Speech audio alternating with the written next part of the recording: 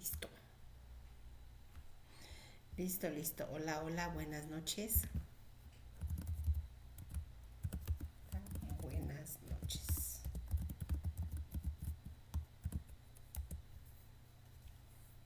Listo.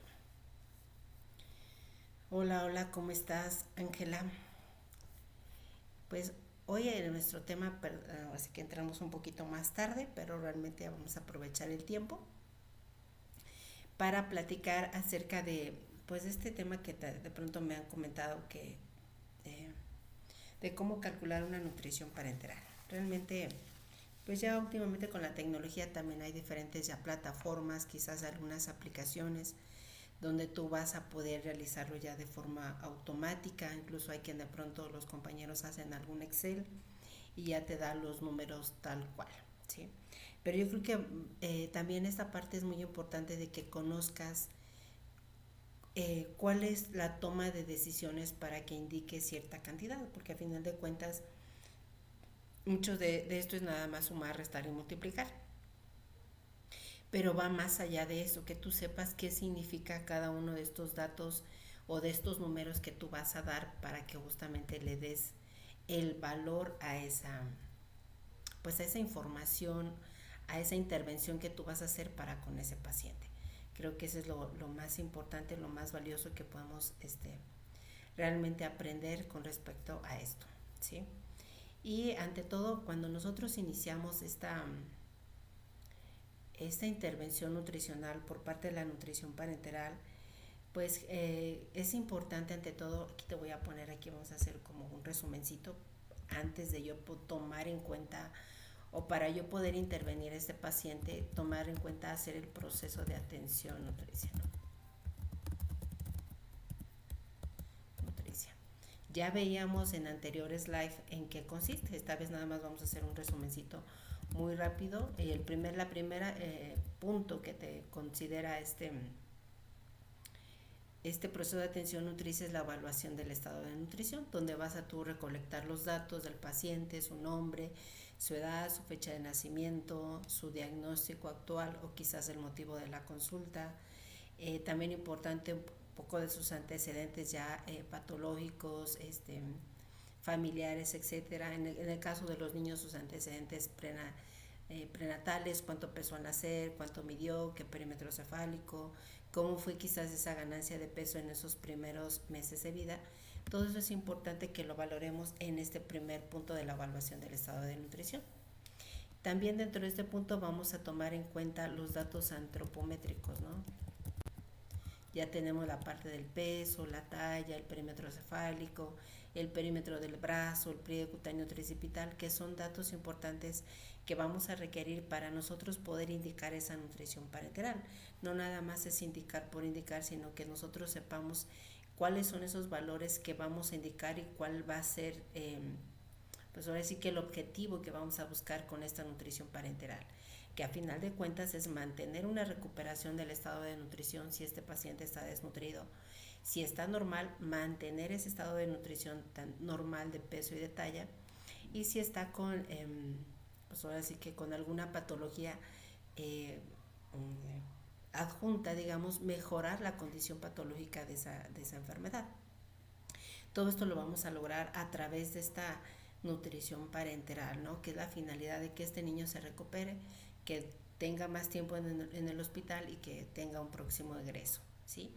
Para yo valorar cómo se encuentra su estado de nutrición, pues voy a ocupar varias herramientas, entre ellas la antropometría, para conocer la parte del peso, la talla, cómo se encuentra comparado con una población de referencia, y en este caso pues ya tienes los estándares de la OMS, donde tú ya puedes comparar cómo se encuentra de acuerdo a esos estándares, ¿no?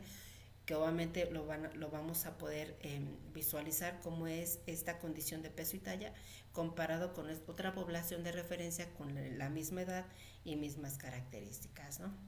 A excepción de que no va a tener la enfermedad, ¿verdad? Esta es una población sana, que a final de cuentas lo que nosotros buscamos es aquí que este paciente se mantenga pues con una, pues entre medida de lo posible, que recupere su salud, ¿no? O en este caso después de un evento quirúrgico que mejore su condición de salud. Dentro de la parte de los bioquímicos, pues es importante valorar si hay alguna alteración.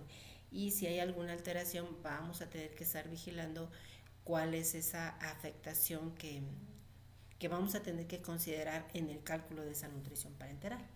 En este primer punto, por ahí ya les hice un videito que me parece muy importante y aunque somos poquitos ahorita, sí me gustaría que me comentaran y que hiciéramos un poquito esto más dinámico si quieren participar, para que realmente pues aprendamos en conjunto, ¿no?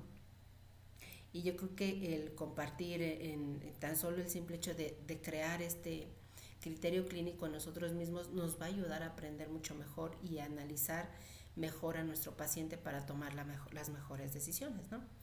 Ahora, yo ya vi en este paciente, en la parte de antropometría, que voy a poner un adjunto, que es importante que sepamos si está desnutrido, ahí lo voy a abreviar, bueno, desnutrición vamos a poner, que sepas tú si está el paciente con desnutrición, si se encuentra normal o si se encuentra con sobrepeso, hay que poner sobrepeso y lo voy a abreviar, y obesidad. Porque a final de cuentas, para cada una de esas condiciones, tu estimación energética va a ser diferente, ¿sí? No es lo mismo las mismas calorías que vamos a dar para un niño obeso que para un niño con desnutrición.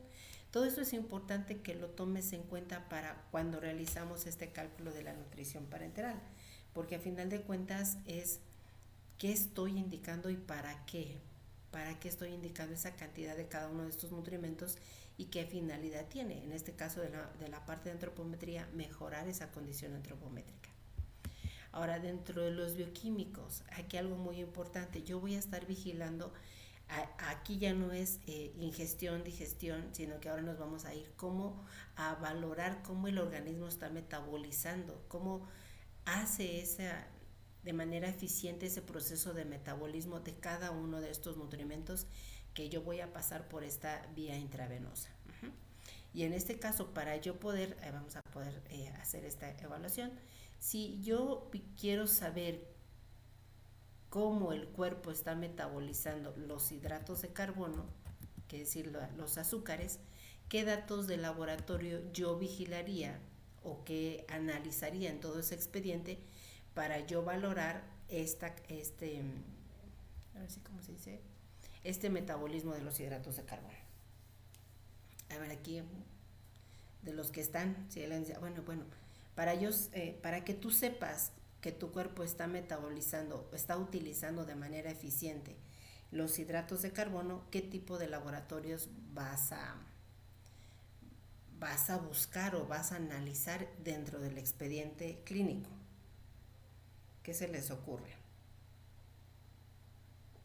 Ahí saludos a todos, pero me gustaría que ahí escríbanme, yo de aquí lo voy a leer, de las que me aparezcan, aquí me va a aparecer. ¿Sí? ¿Qué se les ocurre? Ah, muy bien, ya ven, sí, están despiertos, yo soy la que estoy durmiendo. La glucosa sérica, ajá.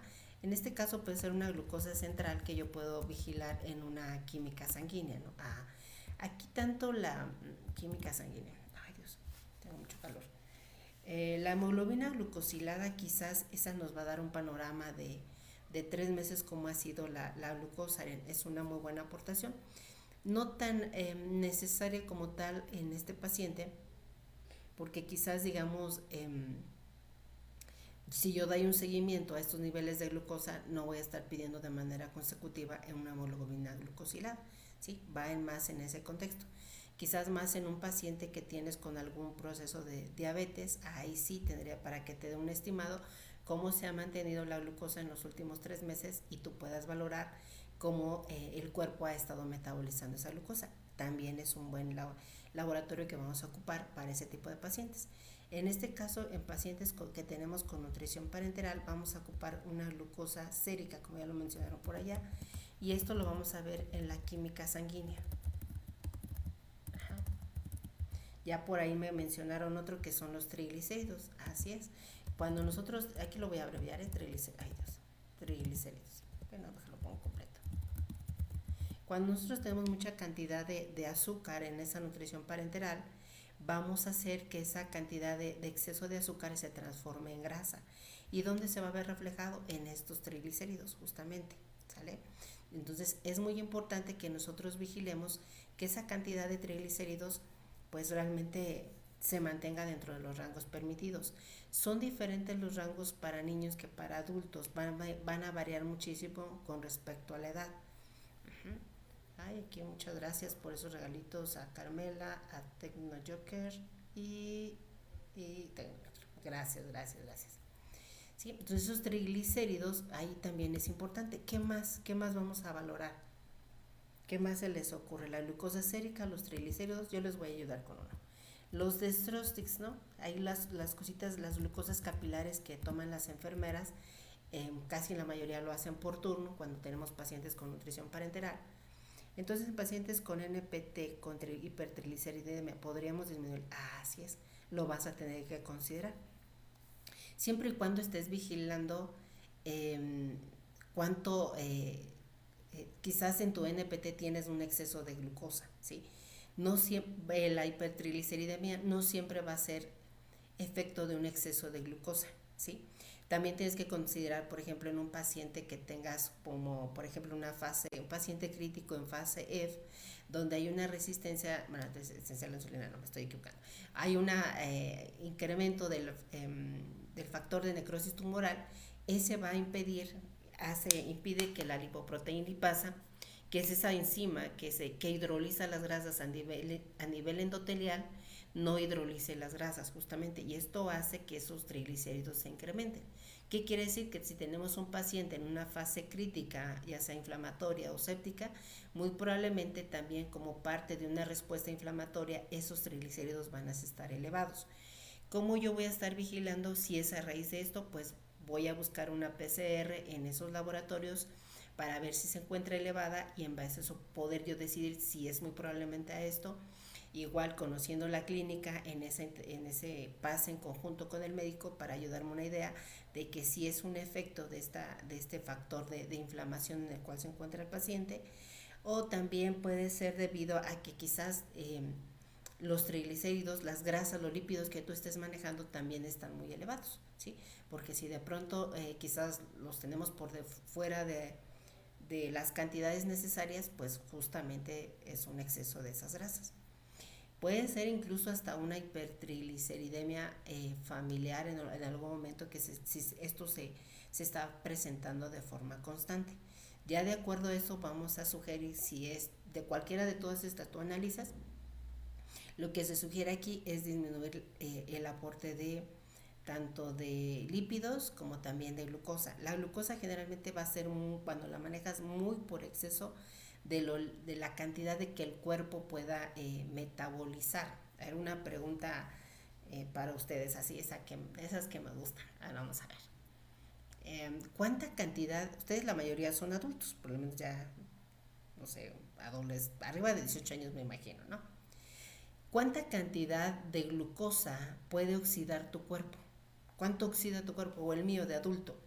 ¿Cuánto metaboliza? ¿Qué quiere decir? ¿A qué velocidad, digamos, puede oxidar el azúcar que yo me como? ¿A cuánto? ¿A cuántos miligramos de glucosa kilo minuto? Ahí quien me conteste la forma adecuada, hasta le podría regalar mandarle su correo una copia del formulario. Si me contesta de forma adecuada, claro. La primera persona que me aparezca aquí. ¿Cuánta cantidad de glucosa puedes metabolizar en un adulto? Me perdió, tengo 20, pero ni idea. Bueno, ahí lo intentó Tecno Joker 14, ahí no, ese no es. ¿Un adulto cuánto puede metabolizar de glucosa? Hola, Lea. A ver, vamos a darles por lo menos, ese es un dato Big 6, no, Big, andas perdido. Un minutillo, de aquí tengo 14, un minutito, unos 30 segunditos más, y el primero que aparezca, pues le mandaré a su correo que me envíe una copia de ese formulario para que pueda usarlo. Lo vamos a empezar ya a utilizar muchas veces aquí. Vamos a ir paso a pasito, pero ya más adelante vamos a ir viendo algunos casos clínicos donde lo vamos a ocupar, y si ya lo tienen, pues ya lo puedes usar, ¿vale? ¿No? A ver, casi nos quedan 10 segunditos. ¿Quién se anima? Son 4, 4, 3, 2, 1. Tiempo, se acabó el tiempo. Son 3 miligramos de glucosa kilo minuto. Eso es lo que oxida tu cuerpo, ¿sí? ¿Qué quiere decir? Incluso, mira, lo vamos a ver más reflejado en la parte práctica para que veas dónde se va a utilizar. Yo cuando entendí eso dije, wow, qué interesante. Vamos a poner un ejemplo acá para que veamos dónde lo vas a ocupar. Aquí, en este, vamos a ver, un ejemplo, aquí lo vamos a poner. Un adulto oxida 3 miligramos de glucosa kilo minuto, miligramos de glucosa kilo minuto, así se abrevia. Un prematuro oxida 8 miligramos de glucosa kilo minuto. ¿Qué quiere decir? Que el prematuro es un estado de un crecimiento acelerado, que esa glucosa que tú administres por esa nutrición parenteral la va a utilizar como fuente de energía para hacer sus procesos de crecimiento, de mantenimiento, etcétera, ¿sí? Entonces, por eso es que ese bebé crece más rápido en muy poco tiempo, a diferencia del adulto. El adulto apenas oxida 3, pero ¿qué pasa si come más de 3? Es donde ahí justamente por ahí preguntaban, ¿no? ¿Qué pasa? O sea, que si tengo un paciente con hipertrigliceridemia, tengo que reducir la glucosa, sí, porque quiere decir que está comiendo por arriba de lo que su cuerpo es capaz de oxidar, de metabolizar, ¿sí? Es como, por ejemplo, el paciente con obesidad. Ya se desayunó el juguito, el pan de dulce, la galletita, el café, el sándwich, y eso elevó mucho su cantidad de glucosa que su cuerpo no es capaz de metabolizar en ese momento. Entonces lo que hace el cuerpo, como es mucho azúcar, lo va a transformar en grasa y lo va a almacenar, ¿sí? O la parte solamente va a incrementar esos niveles de forma constante y no se va a poder oxidar, ¿sí? Vamos a poner un ejemplo para que lo veamos. Un ejemplo, vamos a pensar que tenemos un adulto que pesa 60 kilos. Y vamos a poner un ejemplo de un desayuno, ¿sí? Desayuno, vamos a pensar que desayunó a las 8 de la mañana. Es un ejemplo, ya cada quien puede hacer el suyo. A las 8 de la mañana. Entonces desayunó un juguito. Vamos a poner que un jugo tiene más o menos unos 30 gramos, ¿no? Por más o menos 2 naranjas ocupó. 30 gramos de hidratos de carbono, lo voy a abreviar. Carbono, bueno, hidratos de carbono. Luego se comió una manzana. Una manzana tiene 15 gramos. Esta sí se graba, sí se graba y ya te las comparto aquí. No he subido las otras, pero aquí se las comparto, ¿sale? Manzana 15 gramos, ¿sale? Luego tenemos, vamos a pensar que se come un pan dulce de esos riquísimos con una concha, ¿no? Un pan dulce en promedio son 3 equivalentes de cereal, que son 45, más unos 3 de azúcar. ¿Cuánto le consideramos? Unos 15 gramos más, 60 gramos. Vamos a pensar ya, ¿no? Si no es que hasta la galletita, pero bueno, para empezar, vamos a pensar una galletita, galleta, porque es que en la mañana con esta hambre y más si como mucho azúcar, acuérdate que el azúcar se metaboliza más rápido y sigo comiendo más azúcar. O sea, no es así como que voy a comerme una zanahoria, no, me voy a comer otra azúcar, ¿sí? Galleta, unos 15 gramos, porque una galletita son 15 gramos, o de una tortilla, ¿no? Un cereal. En total, lo aquí tengo, vamos a poner la suma total. Tengo 30 más 30, 60, hoy 120 gramos, Dios santo. 150 gramos de hidratos de carbono, de azúcar, ¿sale? Ahora, vamos a pensar que este paciente, si te das cuenta, es mucha la cantidad de azúcar que acaba de comer, ¿sí? Eso se metaboliza muy rápidamente y se acumula como grasa y el cuerpo otra vez va a volver a comer. Vamos a pensar que este paciente, su siguiente comida, vamos a poner un almuerzo, es a las... porque pues ya me dio hambre. Realmente unas 4 horitas, vamos a empezar a las 12 del mediodía. ¿Sí? Ahora aquí a esta cantidad de desayuno lo voy a sacar cuánta cantidad de glucosa acaba de ingerir. Primero lo voy a dividir esto. Lo voy a cortar un poquito más acá, espérenme, cortar y lo voy a pegar como por acá un poquito para poderlo pegar. Ay Dios, pegar. Ay, copiar y acá vamos a pegar. Ahí está, entonces aquí ya lo... ¡Ay, Dios santo! Aquí, ahí está. Se lo borro. 120 gramos. Estos 120 miligramos quiero yo convertirlos a miligramos, ¿sí? Entonces voy a hacer aquí el 120, un miligramo Un gramo es igual a 1000 miligramos, ¿no? 120 gramos los multiplico por 1000, ajá, porque ahora que me quiero convertirlos en miligramos, ajá, y eso me va a dar un resultado, pero también a la par lo voy a dividir entre el peso, porque quiero saber cuántos miligramos por kilogramo de peso está comiendo en ese desayuno, entre 60 kilos, uh-huh. Y ahora lo voy a dividir entre los minutos que pasan de un tiempo de alimentación a otro. Eso va a variar dependiendo de los horarios, pero yo te puse de 8 de la mañana a 12, han pasado 4 horas, aquí voy a poner 4 horas. 4 horas en minutos equivale a ¿cuánto? A 240 minutos, ¿sale? Listo, ahora sí lo voy a dividir y aquí me va a dar un resultado. Entonces tengo 120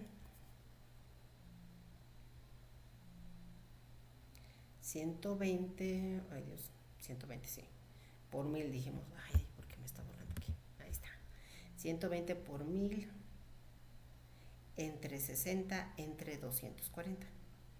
Y eso nos da la sorpresa de 8.3 miligramos de glucosa kilo minuto. ¿Qué quiere decir? Que si este paciente solamente puede oxidar 3 miligramos, esos 5 miligramos extra, ¿qué quiere decir? Ese exceso de azúcar lo va a acumular como grasa, ¿sí? Entonces, si tú en una NPT sobrepasas entre 3, máximo 4 miligramos de glucosa kilo minuto, que es igual lo puedes tener en 5, ese excedente en 5 de glucosa kilo minuto ya lo está acumulando como grasa el paciente, ¿sí? Incluso te puede ser muy útil esto cuando tú haces un plan de alimentación en una paciente que quieres que reduzca peso. Tú no le vas a cargar tantos hidratos de carbono, o en un paciente incluso con diabetes te puede ser útil. Sacas aquí cuántos gramos puede metabolizar realmente su cuerpo en ese determinado tiempo para que realmente lo utilice y no le haga esos picos de glucosa y a final de cuentas no se siga acumulando. De tal forma, si te das cuenta, cuando tenemos pacientes con hipertrigliceridemia, lo que hacemos es reducir, nos olvidamos, quizás quitamos las grasas, pero lo que tienes que quitar es el azúcar, porque ese exceso de azúcar se va a transformar en grasa. ¿Qué quiere decir? Que si ese paciente con hipertrigliceridemia sigue comiendo muchos azúcares, se van a seguir formando esos triglicéridos, ¿sale? Y justamente si tú analizas al momento que te da ese recuento de ¿cómo se llama? Digo, recordatorio de 24 horas, de a ver, ¿qué desayuna? Y te das cuenta que en la mayor parte de sus comidas son exceso de azúcares, pues de ahí están saliendo esas grasas que está teniendo elevadas. Me gusta mucho porque incluso lo podemos utilizar aparte de analizarlo acá, también lo analizamos en pacientes con glucogenosis, donde nosotros vamos solamente a dar la cantidad de glucosa que el cuerpo va a metabolizar para que no se almacene, ¿sí? Si se almacena, sí, va a depender mucho de la edad. En un adulto sí te funciona de 3 a 4 miligramos puede ser en promedio. Ya si te pasaste de 4 ya complica que muy probablemente no te va a oxidar adecuadamente la grasa, ¿sí? Y va a también depender quizás de pronto, ¿cómo te diré?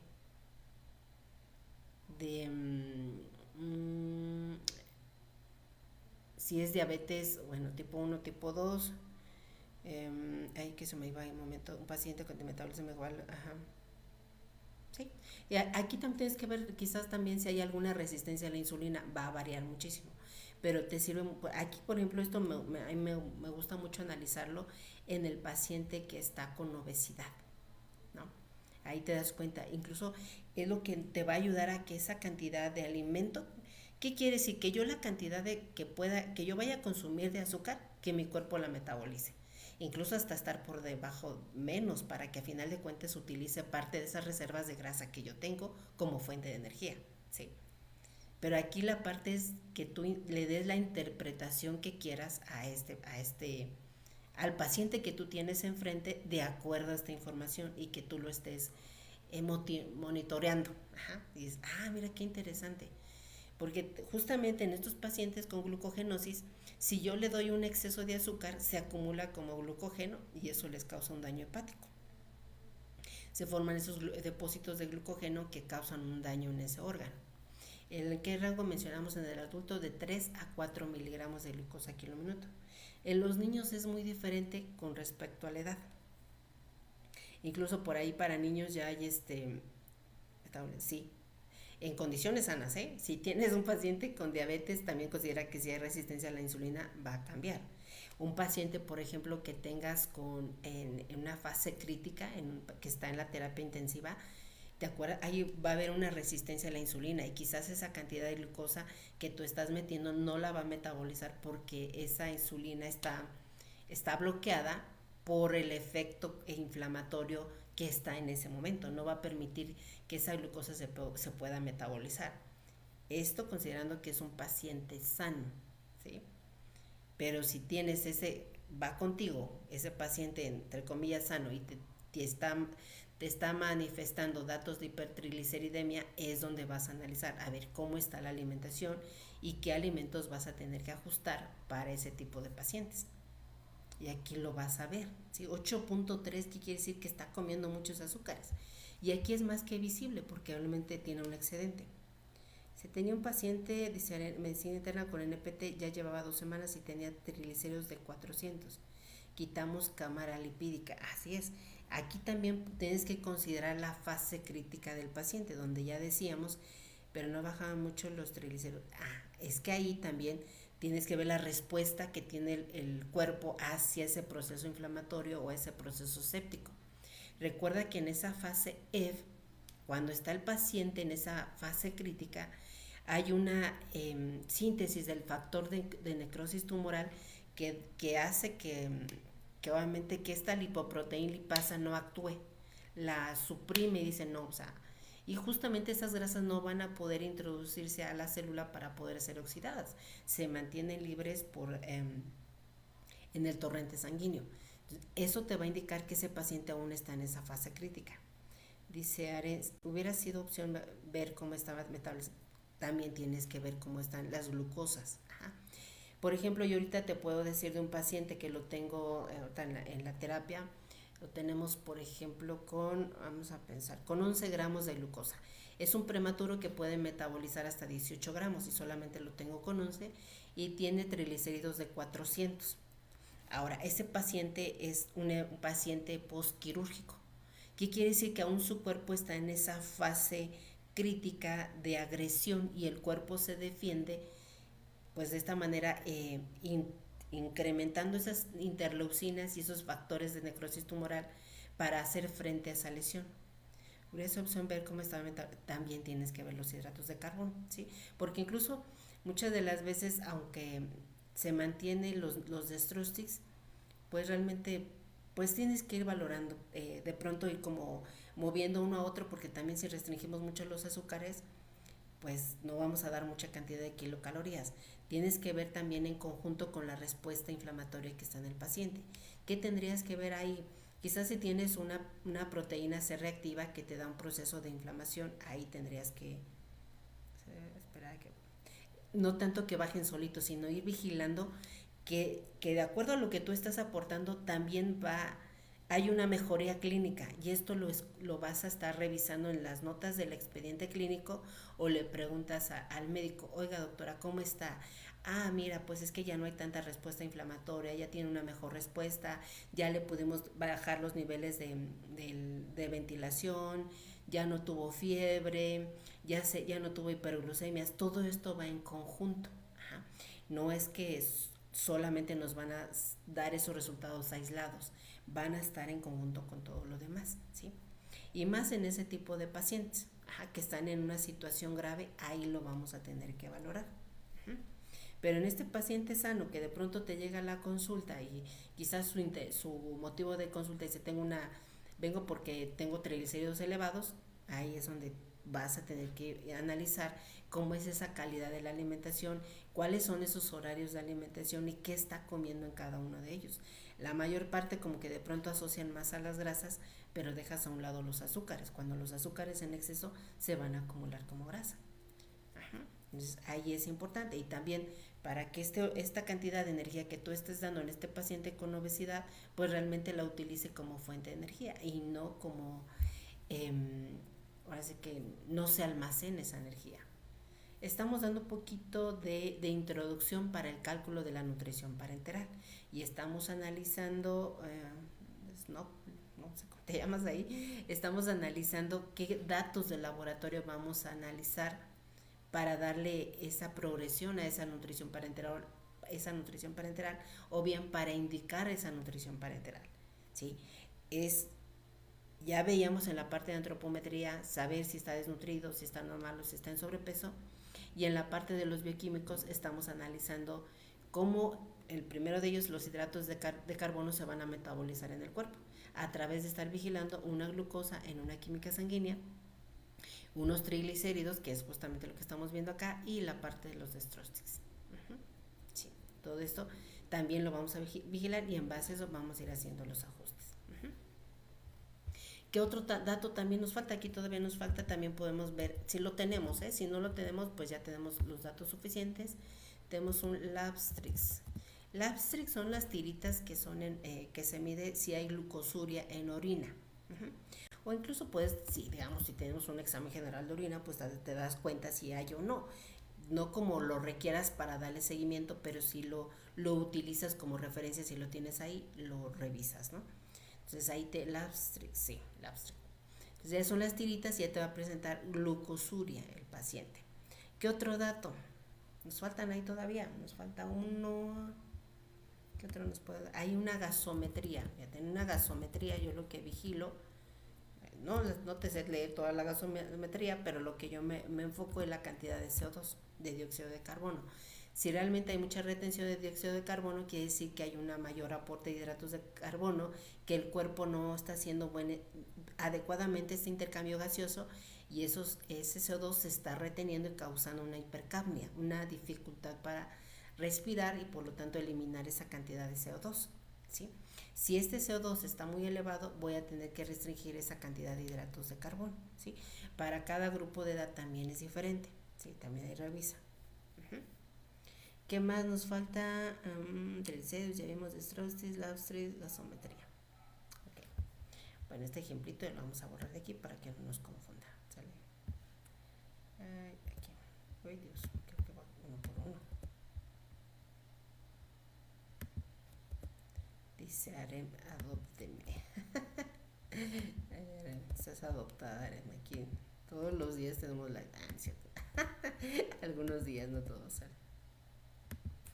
Es practiquenlo, es bonito. Y realmente cuando... Ay, es que yo soy muy practiquilla, o sea, necesito que entender las cosas porque si no me hago pelotas. Cuando no las comprendo, no entiendo lo que estoy haciendo. Entonces ya analizando lo que se digo, mira, esto es así, ¿sale?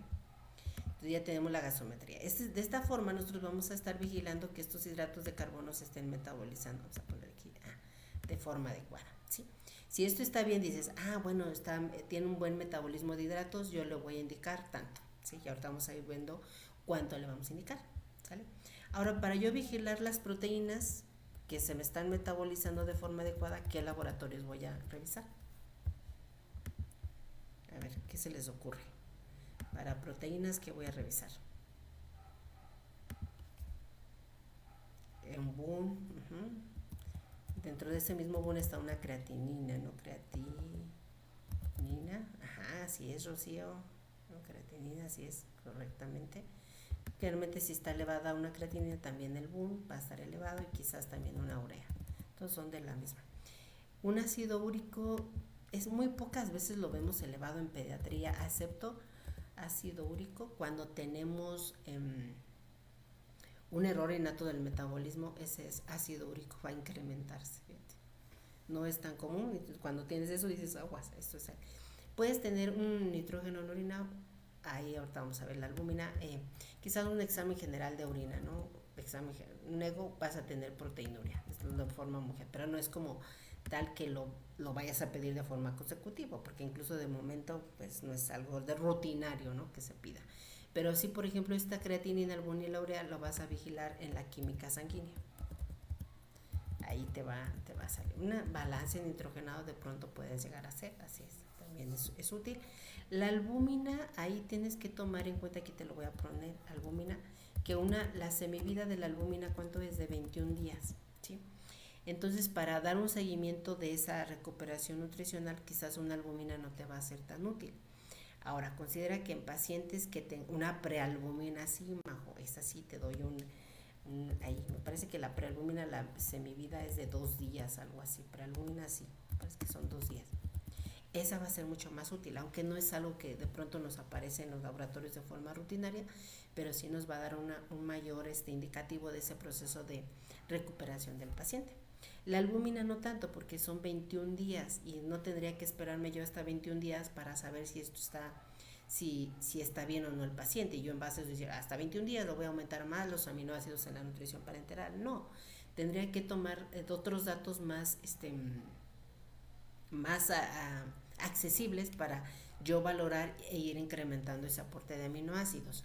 Entonces sí considera esta parte. Ahora, si tu paciente tiene daño hepático, muy probablemente esta albúmina va a estar disminuida y quizás tampoco no vas a poder manejar tanto la cantidad de aminoácidos en esa nutrición parenteral, ¿sí? Considerar. O en un paciente renal, pues también ahí va a estar afectadillo. Y nos falta uno. Vamos a ver, en esas clases de bioquímica, ¿qué otro dato del laboratorio te indica que esas proteínas se están metabolizando de forma adecuada? A ver, vamos a ver, vamos a darnos unos 30 segunditos. Si en 30 segundos tienen esa oportunidad de ese otro que nos falta ahí, le mandamos a su correo ese formulario. Tenemos 30 segundos. Ahí vamos. Hasta les di mucho, pero bueno, ahora vamos a ver. Una pista, no, pues ya si te digo la pista, ahí ya tienes la pista. ¿Cómo puedes tú? No, pero ya tenemos aquí examen general de orina, pues no tanto, nos falta uno a nivel bioquímico. Casi 10, 9, 8, 7, 6, 5, 4, 3, 2, 1, tiempo, se acabó. ¿Cuál es el que nos falta? El amonio. Amonio. El amonio, cuando realmente lo tenemos elevado, no vamos a poder progresar esa nutrición parenteral. ¿Dónde lo solicitamos? En pacientes con daño hepático, ¿sí? Pero es importante que lo tomes en cuenta, que lo valores, porque a final de cuentas ese laboratorio también te va a indicar cómo el cuerpo está metabolizando esas proteínas. Y en base a ello vas a decir, sí lo puedo aumentar, me tengo que mantener o le tengo que disminuir, ¿sí? Y ahora sí, en cuanto a las proteínas, ya las tenemos todas, ¿sale? Y ahora vamos en la parte de los lípidos. Aquí lo vamos a poner aquí abajito porque no nos deja ver acá. Y en lípidos, ¿cuáles vamos a vigilar?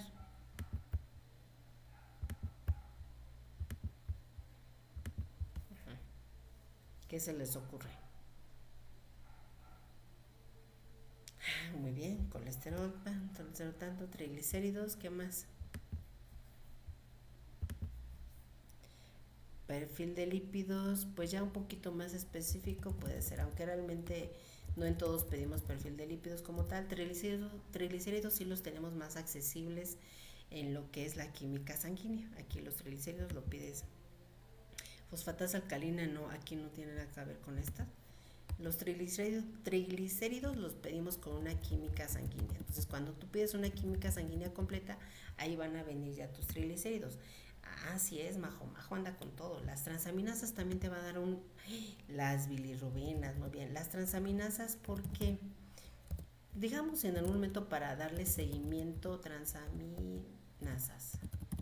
En un paciente con nutrición parenteral, nuevamente nos vamos a quedar con una base y en dado caso vamos a estar vigilando que esas transaminasas no se eleven porque en algún momento nos van a dar ese indicativo de daño hepático. Lo que tenemos que evitar o una de las consecuencias del uso de por prolongado de la nutrición parenteral es daño hepático y ese daño hepático se va a ver reflejado por una elevación de estas transaminasas. Las bilirrubinas también, también así es, las bilirrubinas. Aquí hay que identificar qué significa cada una, porque no las dos Niveles de lipasa no, porque la lipasa es a nivel enteral, ya no es a nivel. Acuérdate que es uno a nivel digestión y otro es metabolismo. Ahí lipasas son más a nivel digestivo, digamos, lipasas pancreáticas. Quizás si te refieres a lipoproteína lipasa, pero no hay un laboratorio que te indique cómo medir esa enzima. Ahí no sé si hay alguno haya para medir la enzima. Las bilirrubinas sí, pero la bilirrubina directa cuando está incrementada te va a hablar probablemente de un daño hepático, ¿sí? Y obviamente no todas las veces, pero nos va a hablar de un daño hepático a nivel obstructivo, a nivel de la obstrucción de alguna vía biliar, y tendría que pues, revisarse la parte médica, ¿no? Y obviamente va a dar probablemente datos de colestasis, donde quizás vas a tener que disminuir parte de ese aporte de lípidos obviamente no están drenando de forma adecuada estos lípidos, pero bueno, aquí no tiene que drenando, ¿verdad? Pero pues sí, la parte, pues sí, justo de la elevación de estas bilirrubinas causa pues que estas bilis se sigan manteniendo a nivel del hígado, pues sí, y causen este daño a nivel hepático. Como forman un lodo biliar, se habla de esto, y justamente eso causa daño de ese órgano, porque no están drenando pues al intestino, donde debería de estar haciéndolo de forma normal, pero como hay un proceso obstructivo, ahí es donde hay que estarlo vigilando. Y eso es la parte médica que lo analiza. Sí, ¿a qué se debe esta elevación de la bilirrubina directa? Pero nosotros vamos a tener que ajustar los lípidos si esta bilirrubina directa está incrementada, ¿sí? También la bilirrubina indirecta en los primeros 14 días, me parece, te va a hablar de un problema más fisiológico, pero también fisiológico, pero también lo vamos directa, justamente, directa obstructivo, ay, majo, muy bien. La indirecta va con respecto a la hemoglobina, a la lisis de esos glóbulos rojos que ocurren los primeros días del nacimiento del bebé. Me parece que no más allá de los 14 días. Si esto con la finalidad de que esta bilirrubina indirecta, cuando se encuentra elevada, atraviesa esa barrera hematoencefálica y daño y causa kernicterus. Este kernicterus causa un daño a nivel cerebral. Entonces lo que se tiene que evitar es justamente que no se eleve para que el niño no cause pues un retraso en su desarrollo, básicamente. Ahora aquí lo que hace el médico es que da la fototerapia, y en nuestro caso, cuando esta bilirrubina indirecta es arriba de 11, ya se restringen un poco la parte de los lípidos. ¿Por qué se restringen los lípidos? Porque recuerden, déjenme ver si puede hacer una ruedita. Insertar una imagen que quería hacer una ruedita, un circulito por aquí. Bueno, vamos a pensar que este es un circulito. Aquí en esta inicio, vamos a ver aquí está la albúmina, vamos a pensar. La albúmina va a transportar lípidos, aquí lo voy a poner a un ladito, que transporta los lípidos, pero también transporta bilirrubinas. Y estas bilirrubinas, junto con los lípidos, van a competir por sitio de acción para transportarse. Si entonces yo tengo mucha cantidad de lípidos y mis bilirrubinas están incrementadas, van a estarse peleando. Entonces justamente lo que yo quiero es que estas bilirrubinas no dañen a mi paciente. Entonces si están elevadas, voy a disminuir un poco mis lípidos para que estas bilirrubinas puedan ser eliminadas, y pues ahora sí que a través de la pipí o la popó, dependiendo, en este paciente, y no me causen este daño neurológico, ¿sale? En ese sentido las voy a estar vigilando, ¿sale? Y finalmente tenemos también la parte de las plaquetas. Van a ser y tener que individualizar dependiendo del caso del paciente. No es lo mismo una plaquetopenia o trombocitopenia, que también se le conoce, en pacientes con oncológico, donde estas plaquetas están disminuidas y corremos el riesgo de este paciente puede causar ahora sí que una lesión en algún organismo y causar un sangrado masivo por esta falta de plaquetas que forman este coágulo de fibrinógeno y detienen lo que es pues ese sangrado, ¿no? Forman esas, pues sí, digamos, acúmulo de fibrina para detener el sangrado. Es en el paciente oncológico, pero no en todos los pacientes. Vamos a tener que individualizar cuál es su caso. También en aquellos pacientes, por ejemplo, podemos llegar a presentar lo que tienen un proceso infeccioso, van a estar elevadas, pero no necesariamente el cuadro clínico va a ser diferente, va a ser el mismo que el paciente oncológico. Porque aquí en el paciente oncológico hay, a nivel de la médula, hay una afectación donde no permite que haya una buena síntesis de estas plaquetas y se tienen que estar administrando de forma constante. A diferencia que está en un proceso infeccioso donde justamente la infección hace que estas plaquetas disminuyan y conforme se corrige la infección van a recuperarse de forma paulatina, ¿sí? Entonces vas a estarlo vigilando en ambos casos. Al igual corrobora cuál es la condición clínica que tiene el paciente en ese momento para que en base a eso tú puedas ajustar tu cantidad de lípidos. Y otra cosa importante también es, tenemos,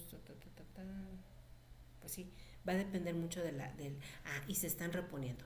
Si se están reponiendo, pues también te da un indicativo de que si todas las veces que se han estado reponiendo mejoran los niveles, pues tú puedes manejar un poquito más de estos lípidos y si no, pues ya los vas a ajustar, ¿sale? Ahora, todas estas consideraciones que ya vimos van a ser importantes que tú analices en tu expediente de tu paciente. Vas a revisar todos esos laboratorios y dices, todo esto está dentro de rango, ok. Si hay alguno alterado, pues quizás no vas a poder meter mucha cantidad de glucosa en ese primer inicio de esa nutrición parenteral. Si hay problemas que ya vimos de los lípidos, vas a tener que ir ajustando o irte un poquito más despacio. Si no lo hay, pues podemos meter mucho más rápido toda esta cantidad de nutrimentos con la finalidad de asegurar cubrir ese 100% de los requerimientos de energía que necesita este paciente para que se mantenga pues en ese estado de recuperación nutricional, pero también de su salud, ¿sale? Muy bien. Y ahora que me voy a ir un poquito para abajo porque ya aquí ya no me tocó, para dejarlo aquí. Y vamos a ver, también es importante la parte de los clínicos, aquí voy a poner la parte clínica. Ya vimos antropometría de una forma muy general. Hola, ¿de qué es la clase hoy? Miso llegó tarde, Miso. De inicio, de valoración, de inicio para valorar un paciente para iniciar nutrición parenteral. Es lo que estamos viendo el día de hoy. ¿Se puede llevar un paciente a más de 100% de requerimientos? Sí.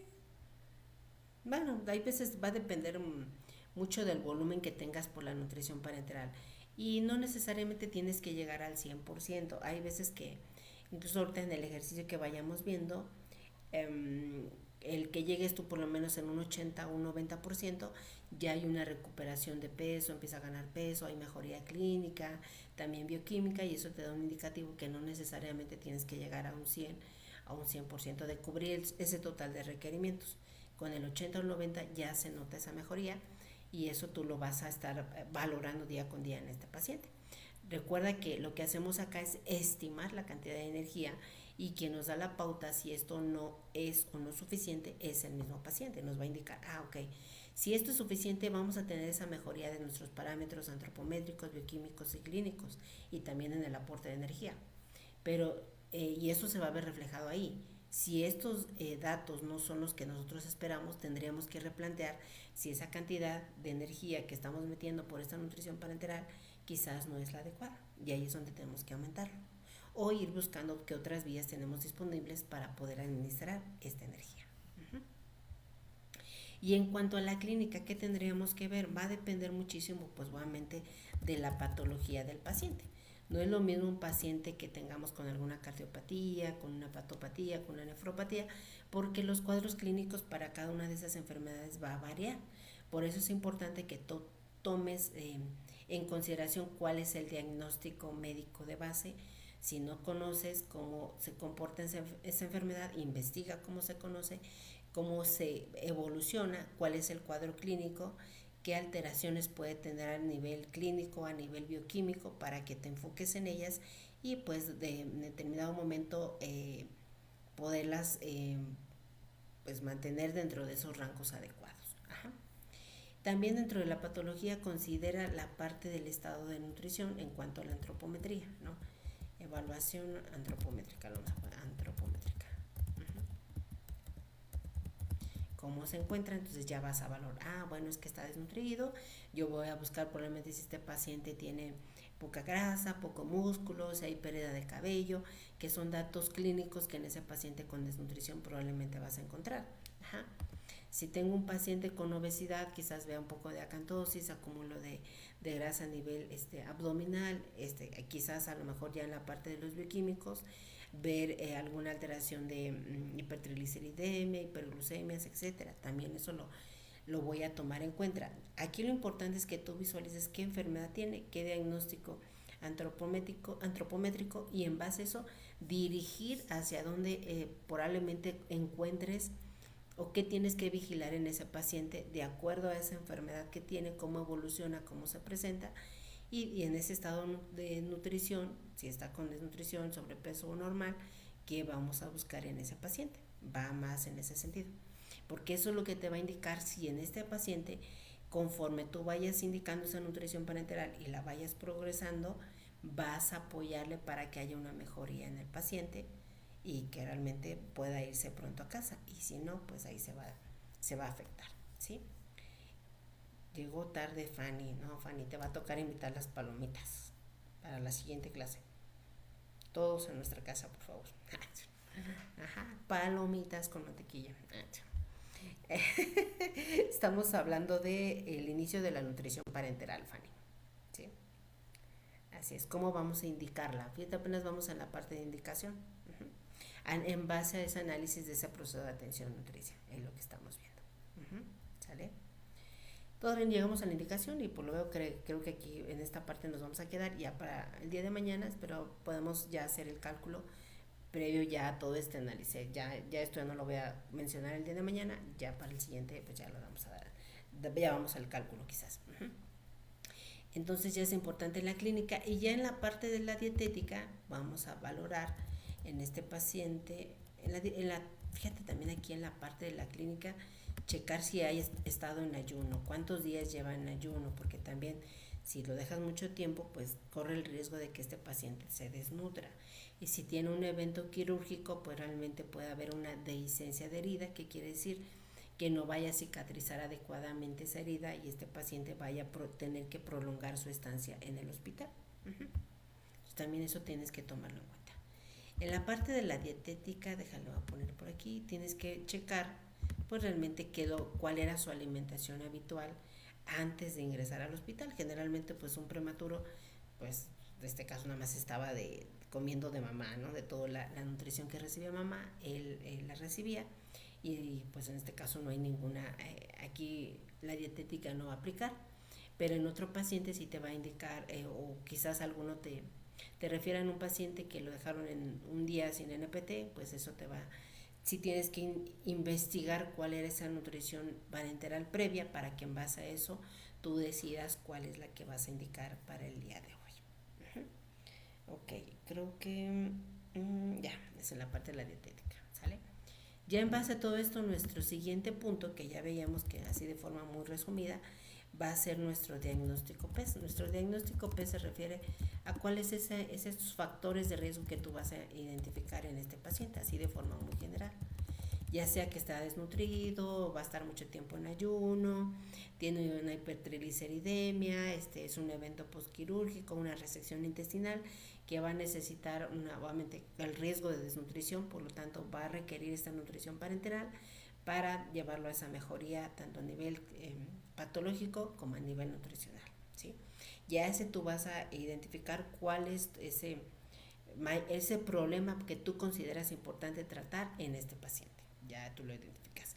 Ya vimos la etiología, debido a que pues obviamente necesita, por el tiempo de ayuno postquirúrgico, no va a poder darse nada por vía enteral porque no está disponible este tubo digestivo, por lo tanto vamos a dar ese aporte por la vía parenteral. Ahora, en el punto número 3 vamos a tener que tomar en cuenta la intervención nutricional. Aquí en esta intervención nutricional tengo que tener muy bien claro,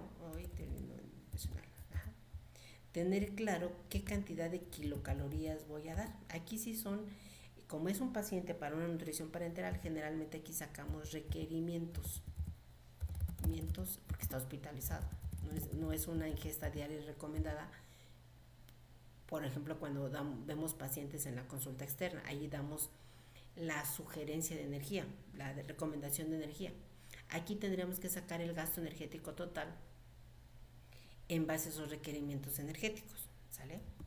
el gasto energético total. Por ahí ya también hice un videito, aquí lo pueden buscar en el perfil, donde ya te expliqué cómo sacar el gasto energético total.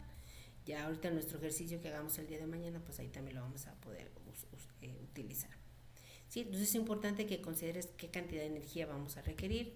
Los líquidos, también ya es importante cuántos los líquidos que nos van a dejar para nosotros poder calcular esta nutrición parenteral.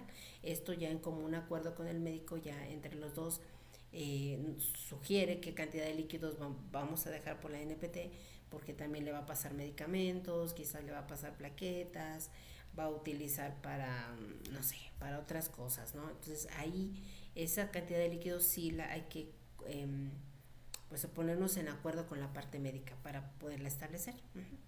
Porque si una visión nosotros la tenemos de cuál es el requerimiento hídrico, pero la parte del tratamiento y la evolución de la enfermedad, esa es la visión más médica. Entonces sí es importante que nos la comparta para que en conjunto tengamos una mejor visión y podamos dar este tratamiento lo más efectivo posible. También en esta parte considerar qué cantidad de proteínas, lípidos requiere el paciente para esta edad. ¿Sale? Ya de ahí hay requerimientos para este grupo, por ejemplo en pediatría hay requerimientos. Tengo pendiente por aquí porque lo voy a anotar porque tengo pendiente subirles los de un ejemplo de un video, de por lo menos que busquen la referencia, y a quien le interese pues ya busque un poquito más. Los que les dije de la OMS que les iba a buscar de energía, y estos requerimientos de NPT que ya están disponibles para pediatría. Son artículos ya que están pues en la red, ya tú los buscas y ya te dan ahí, tú los puedes tener pues en tu computadora, en tu celular, para que los tomes en cuenta cuando indicas la nutrición parenteral, ¿sale? Entonces sí es importante que tomen en cuenta todos estos factores. Y aquí también, que es importante, voy a investigar cuáles son las soluciones que tiene intravenosas previo a esta nutrición parenteral. Vamos a poner de ejemplo, si me da tiempo esta parte, ¿sí? Vamos a pensar que tiene indicadas 100 mililitros. Generalmente va así, ¿no? 100 mililitros te ponen, luego dice 5, generalmente en los pequeñines siempre indican 5 miligramos de glucosa kilo minuto. Y generalmente vamos a ponerle sodio de 3.000 equivalentes. Ay, aquí déjamelo poner para que sepan qué es esto. Ay, Dios. Sodio 3.000 equivalentes, potasio 2.000 equivalentes, como tipo base, o sea, soluciones base, no creas que siempre lo usan así, pero digamos de manera general así lo indican algunas veces cuando dependiendo de las características del paciente. Pero vamos a poner un ejemplo, ¿sale? Luego ponen 100 miligramos de calcio, 50 miligramos de magnesio. Quiero magnesio porque sí, magnesio. Oye, ese está.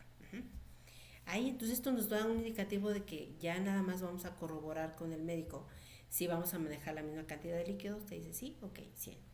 Los mismos miligramos, aquí estos miligramos podemos aumentarlos de acuerdo a lo que ya revisamos de cómo se está metabolizando la glucosa. Ahí lo vamos a revisar.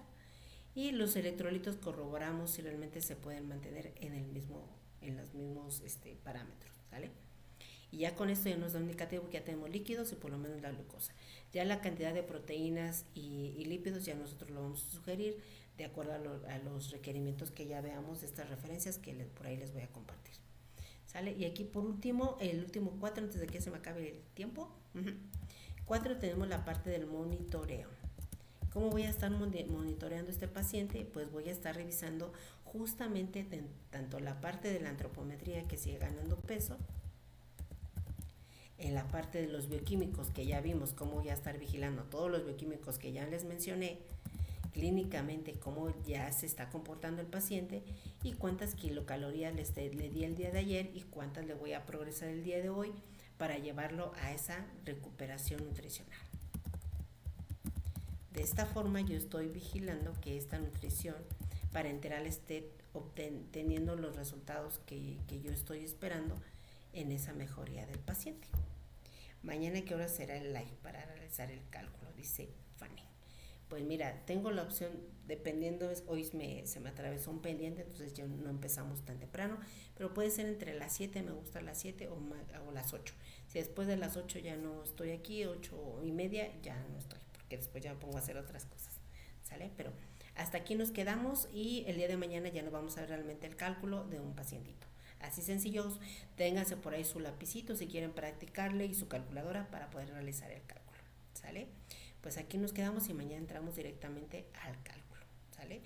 Bye bye, gracias, descansen, sueñen rico y recuperar energía para el día de mañana. Gracias por su atención y muchas gracias a todos que por aquí me enviaron sus regalitos, a Tecno Joker, a Carmela, a Lino, Quispe y a Eve. Gracias, se los agradezco de antemano y a todos ustedes también por estar aquí. Muchísimas gracias y nos vemos el día de mañana, ¿vale? Descansen rico, nos vemos. Y me puede pasar el caso clínico, llegué tarde. Lo vamos a grabar aquí y te lo voy a compartir aquí para que tú lo vayas revisando. Déjame ver si aquí ahorita lo puedo subir una vez para que lo repases y mañana le demos seguimiento. ¿Sale? Vale. Bye bye. Que sueñen rico. Y vamos a ver cómo se pone esto.